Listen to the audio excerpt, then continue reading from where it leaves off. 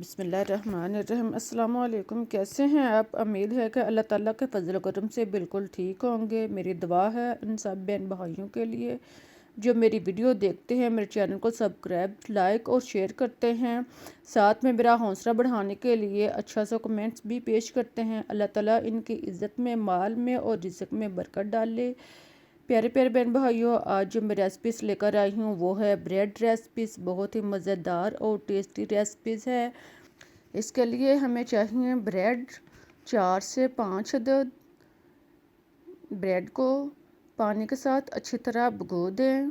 Bread को अच्छी तरह भिगोने के बाद इनको थोड़ा सा दबाएं और फिर एक साइड पर रख दें ताकि ब्रेड में पानी अच्छी तरह जो है वो रच जाए। साथ में अब एक बाउल लें और इसमें उबले और कुचले आलू जो हैं वो डालें और साथ साथ इनको कुचलते जाएं। आलूओं को कुचलने के बाद अब इसमें प्याज 1 अदद बारीक काट कर इसमें शामिल करें। हरी मिर्च कटी हुई 2 अदद शामिल करने के बाद हरा धनिया 2 चम्मच कटा हुआ शामिल करें और साथ में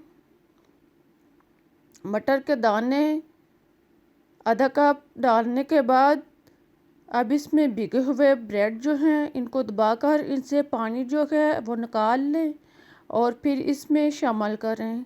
अब अदरक और लहसुन 1 चम्मच कुटा हुआ शामिल करें। साथ में सुरख मिर्च दानेदार 1 चम्मच डालने के बाद अब इसमें नमक टेस्ट के मुताबिक यूज़ करें। नमक डालने के बाद अब इसमें ज़ीरा, खुश्क धनिया कुटा हुआ 1 चम्मच, आमचूर पाउडर 1 चम्मच डालने के बाद अब इसमें ज़ीरा आधा चम्मच शामिल करें और फिर इसमें कॉर्नफ्लोर 1 से 1.5 चम्मच जो है शामिल करें। इन सब चीज़ों को डालने के बाद अब इसको अच्छी तरह मिक्स कर लें। सारी चीज़ों को अच्छी तरह यकजा करने के बाद अब थोड़ा सा मैदा लें और इसको मुट्ठी में दबाकर अच्छी तरह इसका गोल से कबाब या स्नैक बना लें। इसी तरह मुट्ठी में दबाते जाएं और फिर इसको घुमाकर इसके कबाब तैयार करते जाएं। देखें कितने इजीली रेसिपीज जो है और कितने प्यारे कबाब जो हैं वो तैयार हुए हैं। सारे हमारे स्नैक जो हैं वो तैयार हो चुके हैं। अब इनको ऑयल गरम करें और इनको फ्राई करते जाएं। ऑयल को अच्छी तरह गरम करने के बाद फिर इनको मीडियम आंच पर फ्राई करते जाएं। साथ में इनको अपनी जगह से हरकत देते जाएं चाहे ये अच्छी तरह जो है ब्राउन हो जाएं। जब स्नैक जो हैं वो एक साइड से ब्राउन हो जाएं तो फिर इनको अपनी जगह से हटाना शुरू करें, यानी इनकी साइड चेंज करना शुरू करें।